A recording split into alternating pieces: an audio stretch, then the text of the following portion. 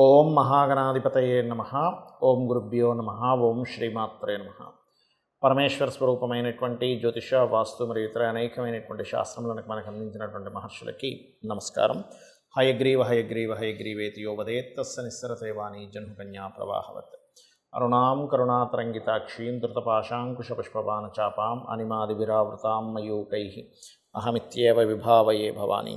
ప్రేక్షకులకి ఆ లలితాంబిక అమ్మవారి యొక్క అనుగ్రహం పరిపూర్ణంగా కలగాలని మనస్ఫూర్తిగా కోరుకుంటూ నేను ఈరోజు మీకు వార ఫలితాల్లో 14వ తేదీ నుంచి 20వ తేదీ వరకు ఉన్నటువంటి గ్రహస్థితి ఏ విధంగా ఉంది అని చూసుకున్నట్లయితే, ముఖ్యంగా ఇక్కడ వృషభ రాశిలో గురుకుజుల యొక్క సంచారము, మిథునంలో రవి యొక్క సంచారం జరుగుతూ ఆ యొక్క రవి 17వ తేదీ నుంచి కర్కాటకంలోకి మారుతున్నాడు. కర్కాటక రాశిలో శుక్ర బుధుల యొక్క సంచారం 20వ తేదీ నుంచి ఆ యొక్క బుధుడు సింహరాశిలోకి, కన్యారాశిలో కేతువు చంద్రుడు 14వ తేదీలో ఉంటూ మనకి ధనుసు రాశి వరకు ఈ యొక్క వారంలో చంద్రుడి యొక్క సంచారం జరుగుతుంది. కుంభంలో శని వక్రగతి మరియు మీనంలో రాహువు ఈ యొక్క గ్రహస్థితి ఉంది. అయితే ఈ యొక్క గ్రహస్థితి రీత్యా ద్వాదశ లగ్నాల వారికి మరియు లగ్నం తెలియని వారు, రాశి వారికి, అసలు జాతకమే తెలియదు అనుకునేటువంటి వారికి మీరు పడుతున్నటువంటి ఇబ్బందికి తగ్గట్టుగా ఏ పరిహారం చేసుకోవాలనేటువంటి విషయం కూడా నేను మీకు ఆఖరిలో చెప్తాను. సో వీడియో ఆఖరి వరకు చూడండి. ధనుర్లగ్నము, ధనస్సు రాశి. మీ యొక్క రాశ్యాధిపతి 6వ స్థానంలో కుజుడితో ఉన్నందుకు ప్రత్యేకంగా మీకు ఇది కాంపిటీషన్ రిలేటెడ్ సంబంధించిన వాటిల్లో, గేమ్స్లో కావచ్చు, స్పోర్ట్స్లో కావచ్చు, ఖచ్చితమైనటువంటి గెలుపుని చూపిస్తుంది ధనుసు లగ్నం వారికి. అయితే ఇక్కడ ఈ యొక్క 14, 15, 16 తేదీలు మాత్రం కొంచెం వాటర్ ప్లేసెస్కి వెళ్ళినప్పుడు జాగ్రత్తగా ఉండండి. నీటి ప్రదేశాలకు వెళ్ళినప్పుడు 17, 18 తేదీలు కూడా కొంచెం అటువంటి సూచిస్తుంది. కాకపోతే 17, 18 తేదీలు మాత్రం మీరున్న ప్రాంతం కాకుండా వేరే దూర ప్రాంతాల్లో ఎక్కడో ఏదో భూమికి సంబంధించిన ఇన్వెస్ట్మెంట్స్ చేసేటువంటి పరిస్థితులు వస్తాయి. అటువంటివి మాత్రం ఆ 2 రోజులు అటువంటి ఇన్వెస్ట్మెంట్స్ జోలికి మాత్రం వెళ్ళకండి. ఇక 19, 20 తేదీలు ఆల్ ఆఫ్ సడన్గా కొన్ని ప్రయాణాలు, మార్పులు సూచిస్తున్నాయి. మీకు 3వ స్థానాధిపతి 2 వైపు శని వస్తున్నందుకు కాస్త ఏనాడు శని అయిపోయినది మళ్ళా కాస్త దాని ఎఫెక్ట్ అనేటువంటి పెరగనుంది. కాబట్టి నవగ్రహాల్లో శని భగవానుడి దగ్గర కనుక దీపారాధన కనుక చేస్తున్నట్లయితే మీకు ఫైనాన్షియల్గా మంచి గ్రోత్ ఉంటుంది. అదేవిధంగా పర్టికులర్గా మీరు ఈ యొక్క 17, 18 తేదీలు తెలిసిన వారి ద్వారా ఏదో ఒక్కొక్కసారి ఎలా ఉంటుందంటే డాక్యుమెంట్స్ సరిగ్గా లేవు, ఏదో సమ్ ప్రాబ్లం ఉంది కానీ తక్కువ రేటుకి వస్తుందంటే అటువంటివి చూసి మనం ఏదో రకంగా చేంజ్ చేసుకోవచ్చు, లేకపోతే తక్కువ రేటు వస్తుందో కొనేస్తాం. కానీ అది మీకు ఇబ్బందిని ఇస్తుంది. 17, 18 తేదీల్లో ముఖ్యంగా జాగ్రత్త వహించండి. మరియు అదేవిధంగా ఇక్కడ గమనించుకున్నట్లయితే ఈ యొక్క యాన్స్టస్ ప్రాపర్టీస్ సంబంధించిన విషయంలో కూడా ఆ 2 రోజులు కాస్త జాగ్రత్తగా ఉండండి. వివాహం కోసం ప్రయత్నం చేసేటువంటి వారికి ఈ యొక్క వారం ప్రత్యేకంగా బంధువర్గంలో వారు ఎవరైనా మిమ్మల్ని ఇష్టపడి అడగడం కానీ, లేనట్లయితే మీరెవరైనా బంధువర్గంలో వారిని ఇష్టపడడం ద్వారా సంబంధాలు కుదరడం కానీ బలంగా చూపిస్తుంది. కాకపోతే 6వ స్థానంలో ఉండేటువంటి 2 గ్రహాలు ఏంటంటే కాస్త ప్రయత్నం అధికంగా చేయవలసి వస్తుంది. ఎందుకంటే 6వ స్థానంలో 2 గ్రహాలు ఉన్నాయి, 8లో 2 గ్రహాలు ఉన్నాయి. అంటే అది బ్యాలెన్స్ అవుతుంది చెప్పాలంటే. కాబట్టి ఒకవైపు ప్రయత్నము చేస్తూ ఉండాలి, ఒకవైపు అది బంధువర్గం వాళ్ళ సహకారం మూలంగా కూడా ఆ యొక్క వివాహ సంబంధించినటువంటి విషయాలు ముందుకు కూడా కదులుతూ ఉంటాయి. కాకపోతే 10వ స్థానంలో కేతు ఉన్నది కాస్త చేస్తున్నటువంటి ఉద్యోగంలో తెలియని విరక్తి, లేకపోతే కొన్ని ఎర్రర్స్ రావడం, మీరు చేస్తున్నటువంటి పని సగంలోనే ఏదో సమ్ బగ్, సాఫ్ట్వేర్ రంగాల్లో కొన్ని ఏమవుతుందంటే కొన్ని బగ్స్ వల్ల కానీ కొన్ని వీటి వల్ల కానీ ఇబ్బంది అనేటువంటిది వస్తూ ఉంటుంది. కాబట్టి ఈ యొక్క విషయాల్లో కొంత జాగ్రత్తగా ఉండండి. మరియు అదేవిధంగా గమనించినట్లయితే సక్సెస్ రేట్ అయితే ఖచ్చితంగా పెరగనుంది, అందులో ఎటువంటి సందేహం లేదు. 100% సక్సెస్ అనేటువంటిది పెరుగుతుంది.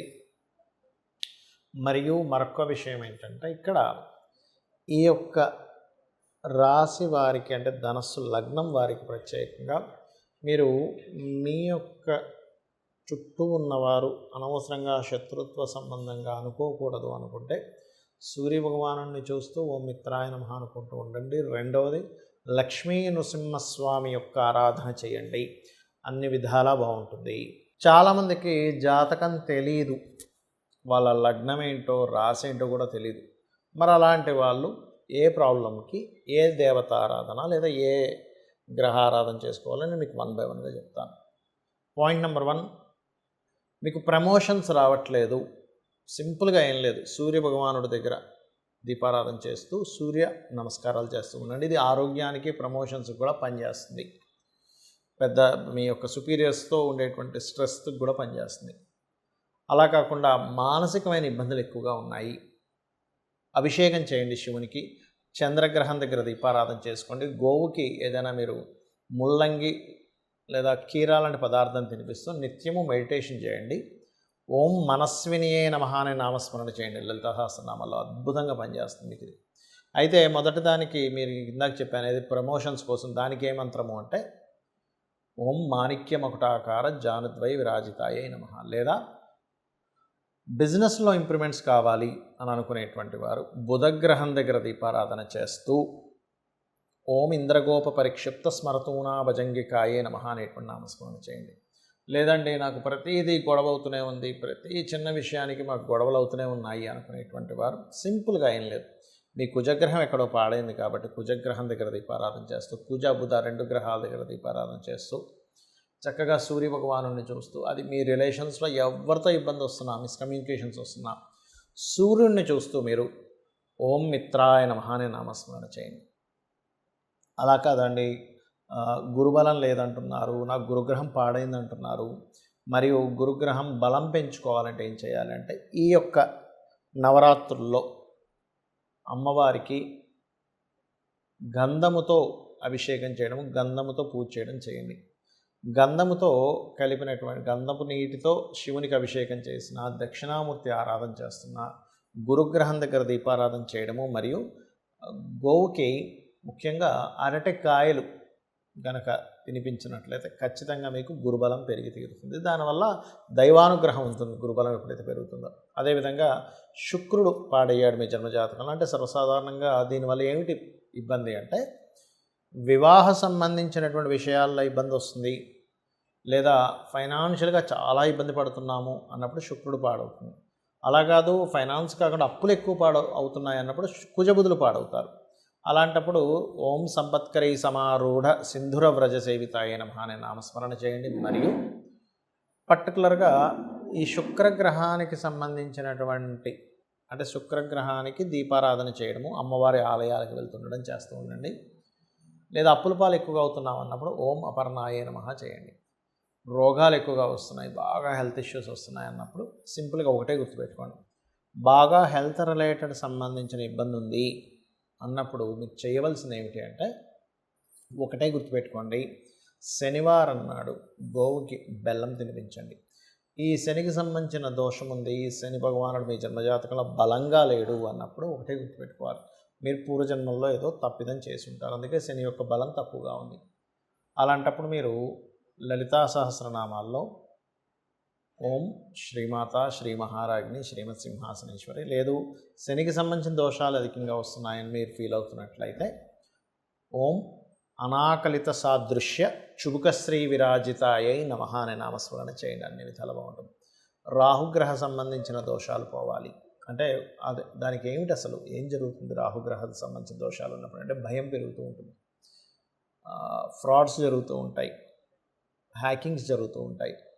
ఎక్కువ ఫ్రాడ్స్కి గురవుతున్నాము, ఎక్కువ హ్యాకింగ్స్కి గురవుతున్నాము, ఎక్కువ మోసపోతున్నాము అన్నప్పుడు దుర్గా అమ్మవారి యొక్క స్తోత్ర పఠనం చేస్తూ రాహుకేతువుల దగ్గర దీపారాధన చేయండి. అన్ని విధాలు బాగుంటుంది. అలాగే ఒక్కొక్కసారి ఏమవుతుందంటే చిత్ర విచిత్రమైనటువంటి ప్రవర్తన పిల్లల్లో మనకు కనబడుతూ ఉంటుంది. బికాజ్ ఆఫ్ చిత్ర విచిత్రానికి కారకుడైన కేతువు యొక్క ప్రభావం ఒక్కోసారి వైరాగ్యంలోకి వెళ్ళిపోతూ ఉంటాం. ఇంకా నేనేమీ చేయలేను, నా యొక్క మానసిక స్థితి శారీరక స్థితి పాడైపోయింది అనేటువంటి దీంట్లోకి వెళ్ళిపోతూ ఉంటాం. అటువంటి సమయంలో మీరు చేయవలసింది ఏమిటి అంటే సింపుల్గా ఒకటే గుర్తుపెట్టుకోండి, మీరు పర్టికులర్గా ఏదైతే మీరు అనుకుంటారో అది గణపతికి చెప్పుకుంటూ ధ్యానంలోకి వెళ్ళండి. అప్పుడు మీ లైఫ్లో లాట్ ఆఫ్ చిత్ర విచిత్రంగా జరిగేటువంటి సంఘటనలు ఏవైతే ఉంటాయో అవన్నీ కూడా కంట్రోల్లోకి వస్తాయి. ఇలా ఏంటంటే చాలా సింపుల్గా జాతచక్రం ఎలాగో ఉంది ఏమైపోతుంది అనేటువంటి భయపడకుండా చాలా సింపుల్గా ఒకటే గుర్తుపెట్టుకోండి, నేను ఈ యొక్క నామస్మరణ చేస్తున్నాను కాబట్టి నన్ను అమ్మవారు రక్షిస్తుంది, లేదా ఏ దేవత ఆరాధన చేస్తున్నామో ఆ దేవత నన్ను రక్షిస్తుంది, ఖచ్చితంగా రక్షించి తీరుతుంది అనేటువంటి బలమైనటువంటి నమ్మకంతో. ఎందుకంటే జాతకం ఎలా ఉన్నా, వాస్తు సంబంధించింది ఎలా ఉన్నా, మీరు భగవంతుని కనుక పట్టుకోగలిగితే త్రికరణ శుద్ధిగా ఖచ్చితంగా ఆ యొక్క అమ్మవారు మిమ్మల్ని కాపాడి తీరుతుంది. శ్రీమాత్రే నమః.